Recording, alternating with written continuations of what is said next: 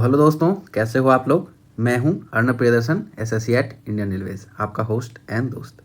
तो दोस्तों, आज हम चर्चा करेंगे आरआरबी जूनियर इंजीनियर पोस्ट पे सिलेक्शन कैसे लिया जाए, और जो कि शॉर्ट पीरियड में ही आने वाली वैकेंसी है 2025 वाली, जो कि कुछ ही दिनों में आपको पब्लिश होने वाली है। तो उसको इनिशियली एकदम स्टार्टिंग से कैसे हम फोकस में रखें और तैयारी इस तरह की करें कि एग्ज़ाम क्रैक हो जाए। तो दोस्तों, इस पे ही आज इस वीडियो में पूरी चर्चा हम करेंगे। From initial stage to final selection, एक एक प्रोसेस को मैं डिस्कस करूंगा आपके साथ, और खुद का एक्सपीरियंस भी शेयर करूंगा जो सिलेक्शन लेने में आपको ज़रूर से ज़रूर मदद करेगा। तो जो दोस्त पहली बार चैनल को देख रहे हैं, वीडियो को देख रहे हैं और चैनल से जुड़ रहे हैं, तो एक बार और सारे कंटेंट्स भी चैनल पे के जो हैं आप उसको देखिए। बहुत सारे एजुकेशनल वन शॉट वीडियोज़ भी मैंने डाले हुए हैं जिससे आपको बहुत मदद मिलने वाली है। और अगर अच्छा लगे तो लाइक शेयर सब्सक्राइब करना बिल्कुल मत भूलिए। तो चलिए स्टार्ट करते हैं। रेलवे जेई 2025 सिलेक्शन प्लान, इसको मैं बोलता हूँ सिलेक्शन प्लान। तो चलिए 5 मिनट में थोड़ा सा एक आउटलाइन हम लोग देख लेते हैं कि देखिए जेई के लिए एक मिनिमम रिक्वायरमेंट क्या है। तो मिनिमम रिक्वायरमेंट है डिप्लोमा या डिग्री, दोनों में से कोई हो। अभी तो आपको मैकेनिकल है, सिविल है, इलेक्ट्रिकल है, इलेक्ट्रॉनिक्स है, CS IT भी है, सारे अलाउड हैं। और इन सारे ब्रांच के अलाइड ब्रांच जैसे कि पावर इलेक्ट्रॉनिक्स हो जाता है, ट्रिपल E हो जाता है, तो ये सारे अलाइड ब्रांचेज भी अलाउड हैं। जो अलाइड ब्रांचेज इसमें अलाउड हैं वो आपको नोटिफिकेशन में भी देखने को मिल जाएगा। 24 वाले नोटिफिकेशन को भी आप देख सकते हो। लगभग सारे ही ब्रांच दोस्तों, जो भी डिप्लोमा एंड डिग्री होल्डर्स हैं इन ब्रांच से, तो वो जेई का एग्ज़ाम दे सकते हैं आराम से, कोई दिक्कत नहीं है। अगला क्या है दोस्तों, देखो एज लिमिट है 18 से 33 साल, मगर 24 वाले में कोविड के चलते 3 साल बढ़ाया गया था। इस साल बढ़ाने की उम्मीद कम है, क्योंकि जो भी 2025 वाले टेक्नीशियन की वैकेंसी और भी वैकेंसी जो आई हैं उसमें ये एज रिलैक्सेशन नहीं दिया गया है। तो कहीं ना कहीं आपको इस बार 18 से 33 साल का उम्र सीमा देखने को मिलेगा। तो फिर भी बहुत है, और सारे एग्जाम से आप देखो तो 33 साल तक आपको रेलवे अलाउ कर रही है रेलवे जेई एग्जाम देने के लिए। तीसरा चीज़ क्या है फ्रेंड्स, कि एक बार देखो मैं जो ये चर्चा कर रहा हूँ मेडिकल की, इस पर मैं इसलिए पहले चर्चा कर रहा हूँ कि बहुत सारे बच्चे तैयारी करके एग्जाम दे के बाद में पछताते हैं, क्योंकि उनको अपने मेडिकल क्राइटेरिया के बारे में पता नहीं होता है। तो रेलवे जेई में आपको A3, B1, B2 and C1 4 category में इनको लिया जाता है। 4 कैटेगरी में आपका मेडिकल अगर फॉल कर रहा है, किसी एक कैटेगरी में आप फिट हो तो आप सिलेक्शन पा सकते हो। मगर बहुत सारे बच्चे शुरुआत में ही गलती करते हैं कि उनको ये पता ही नहीं होता है कि वो C1 फिट हैं, और वो A3 वाले पोस्ट को फर्स्ट सेकंड थर्ड प्रेफरेंस पे डालते हैं, और एग्ज़ाम निकालने के बावजूद भी मेडिकल में छट के अपना टाइम, मेहनत और कॉन्फिडेंस तीनों बर्बाद कर लेते हैं। तो इसलिए मैं ये मेडिकल का पॉइंट आपसे डिस्कस कर लिया पहले। तो देखो C1 B2 में क्या है थोड़ा समझ लो। C1 में अगर देखो आपका पावर, मैं C1 से ही इसलिए डिस्कस कर रहा हूँ कि जिनको ऐसा प्रॉब्लम है तो पहले से सजग हो जाए, पहले से प्राइवेट डॉक्टर से दिखवा के पता कर लें। 6/12 पावर है या 6/18 डिस्टेंस विजन का, इससे ज़्यादा नहीं चलेगा। नियर विजन आपका 0.6 विथ और विदाउट ग्लास यहाँ होना चाहिए, ठीक है। उसके बाद फिजिकली फिट, तो आपको चारों में ही फिजिकली फिट जिसको कहते हो वो चारों में ही होना चाहिए आपको, कोई विकलांगता नहीं होनी चाहिए, नहीं तो आपको अलग कैटेगरी में भरना पड़ेगा PWBD वाले में। तो ये फिजिकली फिट सब में हो गए। आँख वाले में ही छटता है बच्चा, तो इसलिए मैं आपको बता रहा हूँ कि इसमें आपको इतना तो होना ही चाहिए। अच्छा, यहाँ पे मगर कलर विजन जिनको प्रॉब्लम है या फिर बायनोकुलर विजन जिनको प्रॉब्लम है तो उनको दिक्कत नहीं आएगी। इसीलिए मैं बोल रहा हूँ जिनको भी कलर ब्लाइंडनेस है या बायनोकुलर विजन में प्रॉब्लम, वो C1 कैटेगरी को ही फर्स्ट सेकंड थर्ड प्रेफरेंस पे डालेंगे, और उसी कैटेगरी का कट ऑफ एकदम क्लियर करने का कोशिश करेंगे, तब जब आपका पक्का हो जाएगा, ठीक है। कलर विजन अगर है, कलर ब्लाइंडनेस अगर आपको है और बायनोकुलर विजन में प्रॉब्लम है तो C1 कैटेगरी आपके लिए रहेगी। अगर आपको यहाँ पे कलर विजन है, बायनोकुलर है, मगर पावर जो है लेंस का आपका वो 4D को एक्सीड नहीं कर रहा है, उससे कम है, तो आप B2 के लिए भी एलिजिबल हो जाओगे। मगर यहाँ पे देखो कलर और बायनोकुलर दोनों अलाउड है, मगर यहाँ पे आपको बायनोकुलर विजन B2 में होना चाहिए और 4D से कम पावर होना चाहिए, ठीक है, तब आप B2 के लिए एलिजिबल होते हो। A3 B1 में क्या है दोस्तों, A3 में आपको 6/9 अलाउड है, कलर विजन अच्छा होना चाहिए, बायनोकुलर विजन अच्छा होना चाहिए। यहाँ पे आपको 6/12 अलाउड है B1 में, कलर विजन अच्छा होना चाहिए, बायनोकुलर विजन अच्छा होना चाहिए। इससे आप क्या समझ गए, कलर विजन का जिनका भी प्रॉब्लम है वो यहाँ पे फिट नहीं बैठेंगे, यहाँ पे फिट नहीं बैठेंगे, तो उनको ये वाला प्रेफरेंस एकदम लास्ट डालना है, पहला प्रेफरेंस नहीं डालना है, नहीं तो एग्जाम निकालने के बाद भी आपको सिलेक्शन लेने में दिक्कत हो सकती है। यही मुद्दा था, मैं मेडिकल पहले आपसे डिस्कस कर लिया, ठीक है। तो जब भी आप प्रेफरेंस भरोगे ये चीज़ दिमाग में डाल के भरोगे, नहीं तो तैयारी बेकार हो जाती है। अच्छा, उसके बाद क्या है, आपका एज आप समझ गए, एलिजिबिलिटी क्राइटेरिया पढ़ाई लिखाई कितना आपको होना चाहिए ये आप समझ गए, मेडिकल आप समझ गए। अब आप समझ लो कि इसमें सिलेक्शन लेने के लिए एग्जाम कौन कौन सा होगा। एग्जाम आपका होगा CBT 1, CBT 2, उसके बाद आपका होता है DV एंड मेडिकल। ठीक है, CBT 1 CBT 2 मैं आपसे डिस्कस करूंगा, और यही है सिलेक्शन प्लान, कैसे करें शुरुआत RRB JEE 2025 की। तो CBT 1 में देखो दोस्तों, यहाँ पे 4 सब्जेक्ट्स पूछे जाते हैं। CBT 1 में आपसे 4 सब्जेक्ट्स पूछे जाते हैं, maths, GI general intelligence and reasoning जिसको आप आम भाषा में बोलते हो। दूसरा है आपका जनरल अवेयरनेस में आपका GK प्लस करंट अफेयर्स दोनों आ जाता है, ये चीज़ याद रखिएगा, अवेयरनेस है ये, GK नहीं है। जनरल साइंस, तो यहाँ पे आपको मैथमेटिक्स से 30 क्वेश्चन आ जाते हैं। CBT 1 की बात कर रहा हूँ दोस्तों, इसको आप अच्छे से समझ लो। पहले देखो, बहुत सारे वीडियो आपको यूट्यूब पे मिलेंगे, कोई बोलेगा 90 दिन में करा देते हैं, 45 दिन में करा देते हैं, 10 दिन का प्लान ले लो।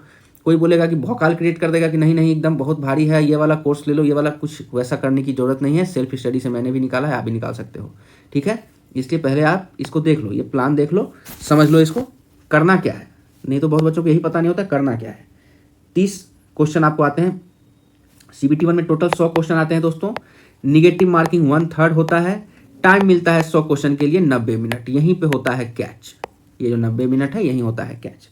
100 में से 30 क्वेश्चन मैथ के आएंगे, जनरल इंटेलिजेंस रीजनिंग के 25 क्वेश्चन आएंगे, जनरल अवेयरनेस के आपको 15 क्वेश्चन आएंगे, और जनरल साइंस के आपको 30 क्वेश्चन आएंगे। तो ये वाला डिस्ट्रीब्यूशन देख के आपको अब तो इतना समझ में आ रहा होगा कि सिलेक्शन लेने के लिए किसको किसको करना है, बिल्कुल पक्का। बच्चे जो गलती करते हैं वो मैं आपको बताता हूँ।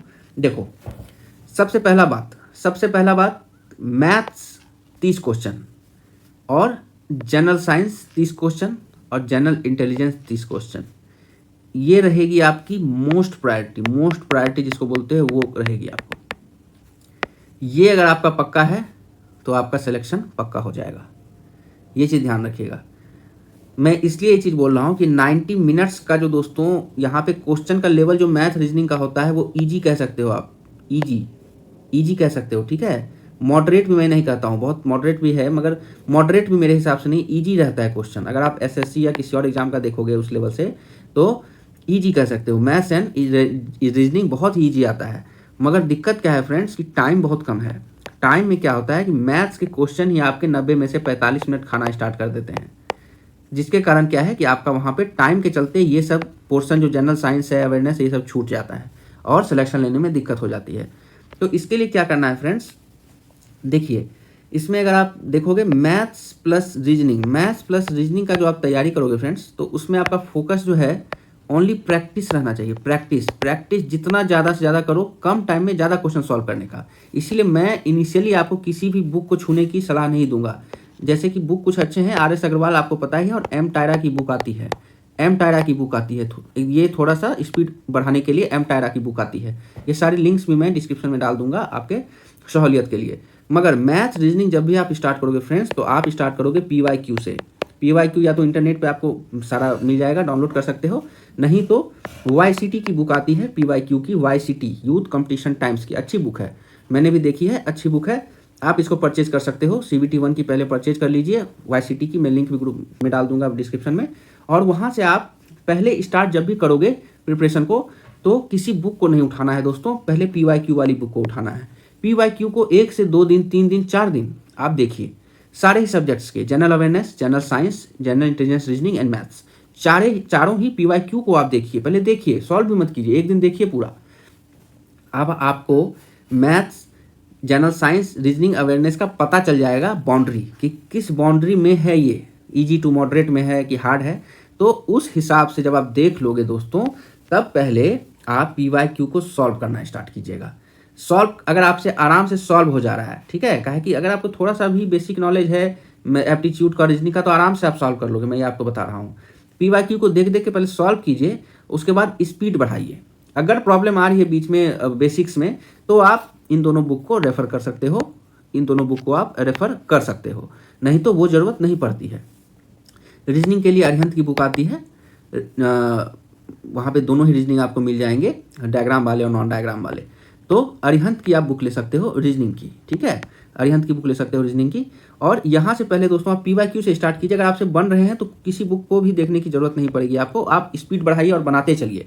आपका टारगेट होना चाहिए कि ये 55 क्वेश्चन आपके 45 मिनट के अंदर हो जाने चाहिए। 55 क्वेश्चन आपके 45 मिनट के अंदर हो जाने चाहिए रीजनिंग और मैथ्स वाले, ठीक है। 45 मिनट में आपको 55 क्वेश्चन का टारगेट लेके ही चलना पड़ेगा अगर अच्छा नंबर लाना है, ठीक है। 100 में अगर 85 प्लस का टारगेट करना है, 90 का टारगेट करना है, क्योंकि कंपटीशन कट थ्रोट हो चुका है अभी, ठीक है। तो मैथ्स और जनरल रीजनिंग को मैंने आपके साथ डिस्कस कर लिया कि इसका अप्रोच आपको क्या होना चाहिए, कैसे आपको स्टार्ट करना है, ठीक है। तो चलिए आप उसके बाद आपने एक बार PYQ देख लिया चारों ही सब्जेक्ट्स का, मैथ्स रीजनिंग का मैंने डिस्कस कर लिया। अब देखो जनरल अवेयरनेस और जनरल साइंस में पहला प्रायोरिटी जनरल साइंस को दोगे। जनरल अवेयरनेस को प्रायोरिटी पहला कभी मत देना, ये समय ज़्यादा खा जाता है और सिलेक्शन लेने में मदद भी ज़्यादा नहीं करता है, जो बात सच्चाई है। जनरल साइंस को घोट जाइए मतलब पी जाइए, घोल के पी जाइए। इसके लिए मात्र 2 बुक आपको मैं रिकमेंड करूँगा। एक आती है अरिहंत की 6 to 12 या 10 रहता है, वो NCERT की साइंस समरी है। NCERT Arihant NCERT science summary करके बुक आती है, उसका मैं एग्जैक्ट लिंक आपको डिस्क्रिप्शन में डाल दूंगा। इसको अच्छे से पढ़ लीजिए दोस्तों, क्योंकि कम से कम 2018 वाला या 24 वाला जो पैटर्न है वो GS में आपको NCERT से स्टेटमेंट क्वेश्चन में कुछ ना कुछ एकदम सेम टू सेम उठा के डाला गया है। तो ये वाला एकदम बुक एकदम जरूर से जरूर पढ़ें, बहुत ही सस्ती बुक है ये, 200 रुपये के अंदर ही बुक आ जाती है, ठीक है। तो ये बुक आप एकदम रिकमेंडेड है दोस्तों, ये वाला NCERT साइंस समरी अरिहंत की। इसके साथ आप प्रैक्टिस के लिए लेंगे YCT की बुक जनरल साइंस। YCT की बुक आती है दोस्तों जनरल साइंस, ये फिजिक्स केमिस्ट्री और बायोलॉजी तीनों रहेगा। जनरल साइंस इसका नाम जो है रैपिड फायर है, general science rapid fire, YCT की जनरल साइंस रैपिड फायर तीनों ही रहता है इसमें। एकदम RRB का जो भी जितना भी क्वेश्चन आ चुका है अभी तक सारे ही इसमें दिए हुए हैं। मैं कहता हूं कि अगर ये भी बुक अगर आप पूरी तरह से अच्छे से कर लेते हो तो आपको ये भी पढ़ने की जरूरत नहीं पड़ेगी। मगर कहीं ना कहीं जो कि NCERT फोकस किया गया है और आपको अगर थोड़ा एज लेना है और सब बच्चों से 5 नंबर ज़्यादा लाना है तो ये बुक आपको पढ़नी पड़ेगी इस बार दोस्तों, अरिहंत वाली, ठीक है। नहीं तो ये भी बहुत अच्छी बुक है, सफाइस कर देते हैं पूरे सिलेबस को, मगर ये बुक आपको 4 से 5 नंबर ऊपर लाने का काबिलियत देगा, जिससे कि आपका सिलेक्शन होना अच्छा रहेगा। सबसे लास्ट में पकड़ोगे जनरल अवेयरनेस को, GA सबसे लास्ट में पकड़ोगे जनरल अवेयरनेस को। ऐसा मैं क्यों कह रहा हूँ, इसलिए कह रहा हूँ कि यहाँ पे 5 नंबर लगभग आपके रहते हैं करेंट अफेयर्स के और 10 नंबर आपका रहता है GK का। तो 15 नंबर के लिए दोस्तों आपको हमेशा देखना पड़ेगा मार्क्स टू टाइम का रेशियो। मार्क्स जहाँ ज़्यादा उसको देना है टाइम ज़्यादा, पढ़ाई मतलब आपके क्वेश्चन सॉल्विंग में भी और तैयारी का भी टाइम जो है उसको भी उसी को ज़्यादा देना है आपको। तो ये करंट अफेयर्स के लिए दोस्तों मैं चैनल पे भी डिस्कस कर देता हूँ लास्ट में, पिछले बार भी मैं CBT 2 के लिए डिस्कस किया था, तो CBT 1 के लिए मैं भी डिस्कस कर दूंगा करंट अफेयर्स। तो उसको भी आप अगर वो पिछले 6 महीने के करंट अफेयर्स रहते हैं उसको भी आप अगर 20 पन्ने में आ जाता है, SPD का आता है, SPD पब्लिकेशन का, मैं शेयर कर दूंगा। टेलीग्राम ग्रुप मेरा बना हुआ है दोस्तों, डिस्क्रिप्शन में मैंने लिंक डाला हुआ है, उसको आप ज्वाइन कर लीजिए। वहाँ पे मैं सारे PDFs प्रोवाइड कराता हूँ एजुकेशन रिलेटेड, ठीक है। तो वो मैं भी शेयर कर दूंगा, इसके लिए आपको टेंशन नहीं लेना है, ये 5 नंबर आपका वहाँ से पक्का हो जाता है। 10 नंबर का GK जो है दोस्तों, इसमें GK अथाह है, ज्योग्राफी है, हिस्ट्री है, पॉलिटी है, उसके बाद बहुत सारे और भी हैं। तो इसके लिए आप कितना करोगे बताओ। इसके लिए आपको ज़्यादा कुछ करने की ज़रूरत नहीं है। जो बच्चे लूसेंट शुरू से पढ़ रहे हो, लूसेंट या क्राउन की जो मोटी वाली बुक आती है, तो उसी को एक बार रिवीजन मार लेना काफ़ी है। अगर जो नहीं पढ़ रहे हो और इंटरेस्ट नहीं है तो वो अरिहंत की एक बुक आती है, ठीक है, अरिहंत की मनोहर पांडे की पतली ऐसी बुक आती है, शायद लगता है 100 रुपया 50 रुपया दाम है उसका। मनोहर पांडे की बुक आती है अरिहंत की, इसमें एकदम 15-15 पन्ना में सब खत्म किया हुआ है, ज्योग्राफी, हिस्ट्री, तो उसी को आपको पढ़ना है, ठीक है। रेलवे के लिए आपको ज़्यादा कुछ अथाह सागर नहीं जाना है, उसी को आपको पढ़ लेना है। 2 से 3 बार खत्म कर लीजिए, पतली ऐसी बुक है, 2 से 3 बार खत्म कर लीजिए। और इसको कब खत्म कीजिए, CBT 1 का जब डेट आ जाएगा उससे 15 दिन पहले से नहीं पढ़ना है। कितना भी पढ़ोगे भूल जाओगे, ये सब चीज़ रट्टा मार है, भूल जाता है आदमी। 15 दिन पहले पढ़ोगे मगर 3 बार पढ़ोगे, 15 दिन पहले पढ़ोगे मगर 3 टाइम्स इसको पढ़ोगे, पढ़ के घुट जाओगे, ठीक है। तो यहाँ आपका मैं 15 नंबर में कितना भी कुछ कर लो, कितनी भी अच्छी तैयारी रहती है, तो मैक्सिमम 12 मार्क्स आप गारंटी कर सकते हो। 3 नंबर आपका कहीं ना कहीं करंट अफेयर, कहीं ना कहीं GK में गलती हो ही जाएगा। 12 में बहुत बता रहा हूँ, 10 भी आ जाता है आपको, अगर 10 भी आ जाता है इस 15 में तो बहुत अच्छा है। तो दोस्तों मार्क स्कोर आपको करना है उस तीनों में, मैथ्स में गलती नहीं करनी है। जनरल साइंस अगर आपने ये दोनों कर लिया, YCT और अरिहंत वाला आपने बुक कर लिया अगर जनरल साइंस में, तो मैं कह रहा हूँ गारंटी के साथ 30 में से 28 नंबर आपका कोई नहीं रोकेगा, ठीक है। तो साइंस में स्कोर करना है, रीजनिंग एकदम बच्चों वाला रीजनिंग आता है, उसमें आप सब मारोगे 15 में से, मतलब कह रहा हूँ ना 15 में से आप जो भी आपका है 25 में से रीजनिंग में आप कम से कम 24-23 तो आराम से लाओगे, ठीक है। तो वहाँ पे आप रीजनिंग, मैथ्स और जनरल साइंस में 85 मार्क्स जो आपका वेटेज है उसमें आपको कम से कम 75 मार्क्स, कम से कम 75 मार्क्स मिनिमम आपको टारगेट करना है। और इसमें अगर 10 मार्क्स भी लाते हो तो कहीं ना कहीं सिलेक्शन आपका आराम से CBT 1 में हो जाएगा। तो दोस्तों तैयारी आपको शुरुआत करनी है किसी भी बुक से नहीं, प्रीवियस ईयर पेपर से 2 से 3 दिन देखिए पहले, उसके बाद सॉल्व करना स्टार्ट कीजिए, फिर अगर जरूरत पड़े तो बुक पे जाइए, ठीक है। नहीं तो अगर बुक से स्टार्ट करोगे, RS अग्रवाल लेके बैठ जाओगे, लूसेंट लेके बैठ जाओगे। बहुत बच्चे क्या करते हैं, लूसेंट पकड़ लेते हैं, उनको पता ही नहीं कि 15 नंबर में काहे में इतना टाइम दे रहा हूँ उस पर। नहीं, अगर उल्टा तैयारी स्टार्ट करोगे दोस्तों तो फिर आपका टाइम चला जाएगा, CBT मतलब कि नोटिफिकेशन आ जाएगा, एग्जाम का डेट आ जाएगा, आपकी तैयारी कंप्लीट नहीं होगी, ठीक है। CBT 1 में लास्ट जो आपका एग्जाम रहेगा तो 15 दिन पहले कोई भी एक टेस्ट सीरीज परचेज कर लो, कोई भी टेक्स्ट बुक हो, PW हो, MEDG हो, कोई भी परचेज कर लो, 5 से 6 टेस्ट लगा लीजिए, फुल लेंथ, काम खत्म है, ठीक है। टेस्ट लगाना मगर ज़रूरी है, टेस्ट कोई भी हो मगर ज़रूरी है, ये जान लो, टेस्ट लगाना एकदम ज़रूरी है। इसलिए ज़रूरी है क्योंकि टाइम जो होता है ना 90 मिनट में 100 क्वेश्चन, ये यहीं से आपका पक्का होगा। टाइमिंग आपको बनाता है टेस्ट, टाइमिंग बना देता है कि हाँ 90 में आपको तो टारगेट रहेगा 85 मिनट्स में ही कर लेने का, 5 मिनट रिवीजन के लिए भी आपको रखना है। अच्छा ये दोस्तों, ये जो मैं सब्जेक्ट वाइज आपसे डिस्कस कर रहा हूँ इसका मैं अगला वीडियो में लाने वाला हूँ कि सब्जेक्ट वाइज हॉट टॉपिक्स क्या क्या हैं। और अभी मैं सब्जेक्ट फोकस बताया हूँ, मगर उसमें मैं बताऊंगा उस सब्जेक्ट में भी किसको किसको ज़्यादा फोकस करोगे। लास्ट 10 से जो भी 10 एक साल के क्वेश्चन हैं, खास करके 20, 18 वाले और 24 वाले, उसको मैं एनालिसिस करके आपको बताऊंगा कि कौन से टॉपिक मोस्ट फोकस रहेंगे आपके, ठीक है, जिसको फोकस करने से स्कोरिंग बढ़ेगी।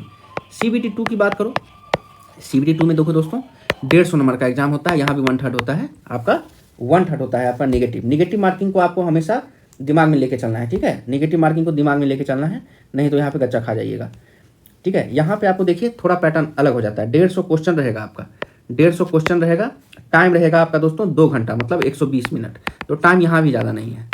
यहाँ पे मगर आपको 100 क्वेश्चन रहेंगे टेक्निकल के, एकदम कोर सब्जेक्ट से जो भी आपका टेक्निकल है, और 50 क्वेश्चन रहेंगे नॉन टेक से।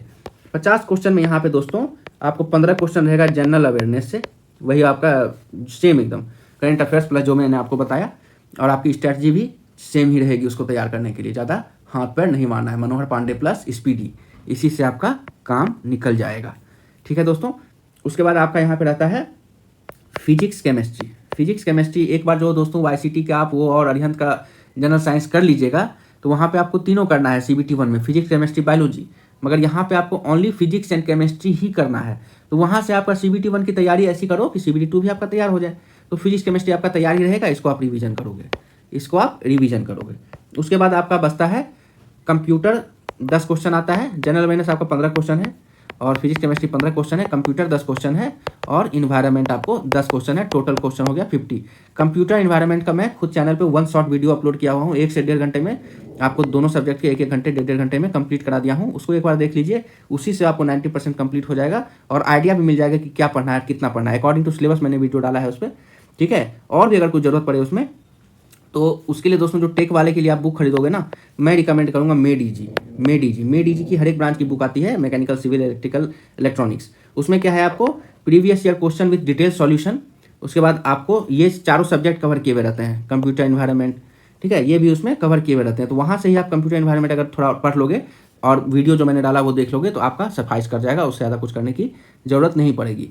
टेक्निकल के लिए दोस्तों आप शुरुआत से ये कर सकते हो, देखो पहले नॉन टेक कंप्लीट करने की कोशिश करना अभी का जो टाइम है, इसलिए मैं बोल रहा हूँ कि NTPC की वैकेंसी और सेक्शन कंट्रोलर की वैकेंसी दोनों का सिलेबस नॉन टेक पे बेस्ड है, और नॉन टेक आपका JEE का कंप्लीट रखोगे तो वो दोनों भी आपका कवर हो जाएगा, तो वो दोनों एग्जाम भी आप आराम से दे सकते हो और अपना प्रोबेबिलिटी जॉब का बढ़ा सकते हो।